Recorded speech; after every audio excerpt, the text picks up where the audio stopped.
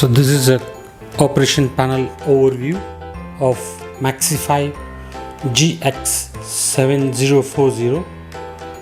You can see a wonderful graphic UI with a toggle screen. So the preference options can be set it for frequently used. So before getting into that, it's a new machine, so let's see how to connect and to the Wi-Fi and what are the user level operations are available. So you could see this is a main screen where we have a copy, scan and my preset.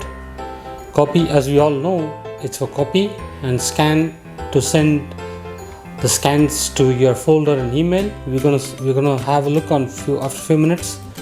And print, and it can connect with the cloud. Also it has a fax options. So let's do a copy. It's quite straightforward. If you want color, you press the color button. If you want black, press the black key in order to get the respective color outputs. Press back key and scan. It's all about you want to share to the PC or an email, USB drive, and save to cloud and destination folder. There are various options when it comes to send a document to a particular destination. Then my preset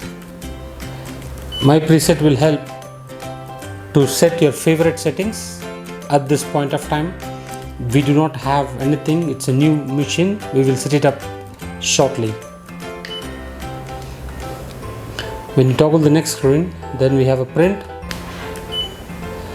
In the print, again we have a various option from USB, from cloud, from pattern paper or templates. So there are lot more things are available. So we'll have a look one by one. And when it comes to cloud, so since it is brand new machine, it is asking for Wi-Fi or WLAN to be connected. So let's connect before to get into the cloud mode. So in the bottom you could see there are small notification buttons, where the first one shows no Wi-Fi, no LAN. Second, it's direct connection. This is a settings, and this information. When we go to information, it has the quick guide or for the user to use it.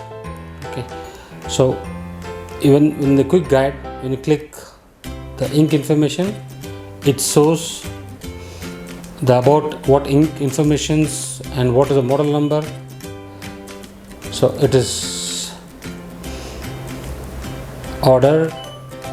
So when you click this QR code, the QR code will take you to the respective channels, respective website to order it, right? So partner can order as per their country region. Then when you click how to set, it shows how to refill the cartridges. It is a quite self-explanatory clip for user to identify and user to follow it. So in the notification button, there is an option called information.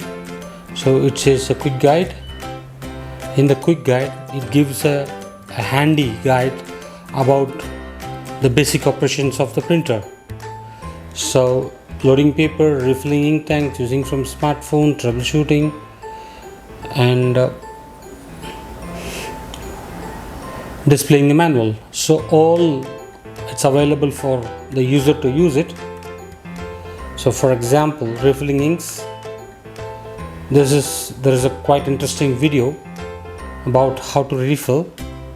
So it's a self-explanatory video. The users can watch and they can proceed further. Then using from a smartphone, so it is asking smartphone apps or cloud application. So we'll come to this in a short while.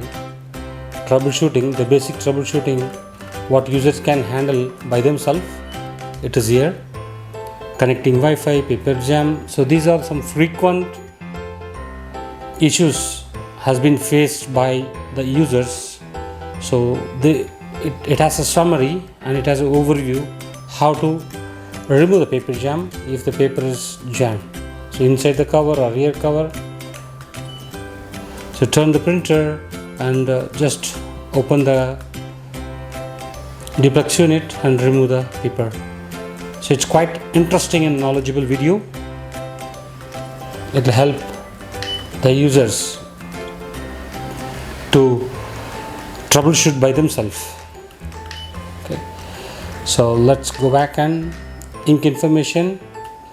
In this menu we have inks, models, and how to replace the inks, right? Then go back here, maintenance cartridge information. We have maintenance cartridge. When this level is become full, then it's gonna give us an alert that maintenance cartridge to be replaced. So when you press replace, it asks whether you want to replace, but at the moment we're not going to do that. If you press yes, it will tell you the procedure, and there is no reset for the maintenance cartridge. When you insert a new cartridge, automatically it gets resets. That's how the system has been designed.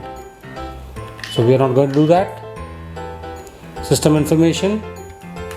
The system information will have the firmware version and the printer name, serial number.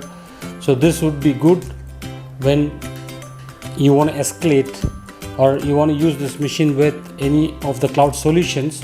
Sometimes you'll have to have a current firmware, current operating system version. So we'll see later on how to update the firmware as well. So these are the main informations about the system. And when we toggle next one, the job management. So job management, it is at the moment it's not available. So once we enable the administrator, once we set up the user authentication and related function, the job management also it's going to be available for us.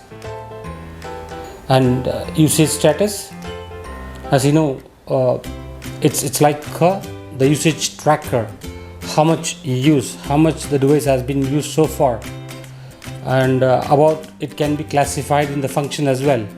Number of sheets per copy and scan and other functions, or total number. So total number of sheet used. So basically it is a usage tracker. So it's good to know how much it has been utilized, right? Then we have seen this and we go to settings.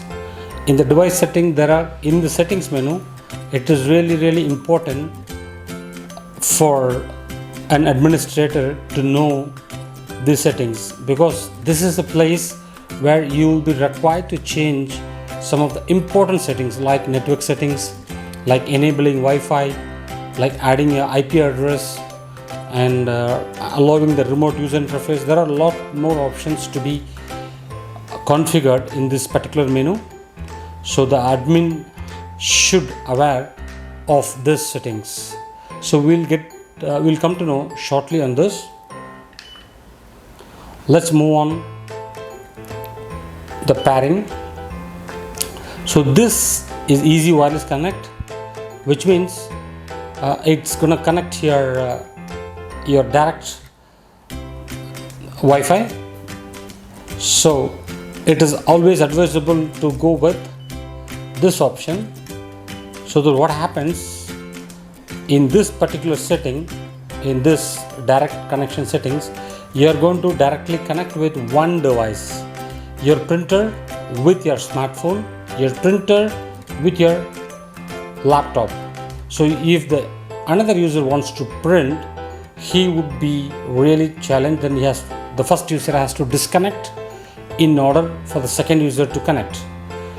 So it's advisable to use a common access point by selecting this. Let's go to device settings. In the device settings, we have further classifications, fax settings, print settings, LAN settings and other settings.